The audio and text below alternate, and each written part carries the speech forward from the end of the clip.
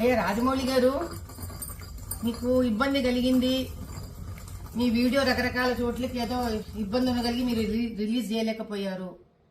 ఎవరి కష్టాలు వాళ్ళకు ఉంటాయి, కాదనట్లేదండి. కానీ ఆంజనేయ స్వామి వెనకుండి నడిపిస్తాడు అని మీ నాన్నగారు అన్నారు. అది ఇప్పుడు భావ్యంగా అనిపించట్లేదు మీకు అన్నారు కదా.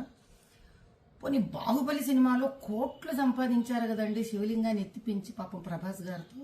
అప్పుడేమన్నా శివుడి మీద ఏమైనా దానకం చదివారా మీరేమన్నా? ఏ శివాలయానికి ఏమైనా దాన ధర్మాలు చేశారా? ఆ రోజు చేసింది లేదు, ఈ రోజు తిట్టుకోవడం ఎందుకండి ఆంజనేయ స్వామిని చెప్పండి. కుల వృత్తిలో వ్యక్తులు అంటే కుమ్మరివాడు ఆ కుమ్మరి వస్తువులని, కంసాలివాడు తన కంసాలి వస్తువుని, డాక్టర్ తాను సర్జరీలో వాడే సర్జరీ వస్తువులని, వీటిలన్నిటినీ దైవంగా భావిస్తారండి.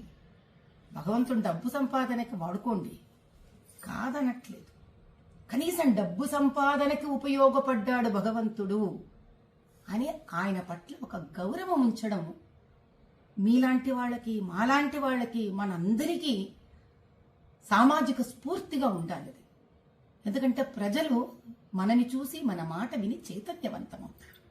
అంత బేలలాగా మీరు ఎవరో ఏదో షాట్లు మీకు కొట్టేశారు కాబట్టి మీకు ఆంజనేయ స్వామి వెనక లేడని మీరు భావించడం, ఆ తర్వాత వెంటనే సమస్య తీరిపోగానే చిన్నపిల్లలాగా వేసేసుకోవడం, ఇంకా నిలకడెక్కడుంది రాజమౌళి గారు మీ అంత పెద్ద మనిషికి కూడా?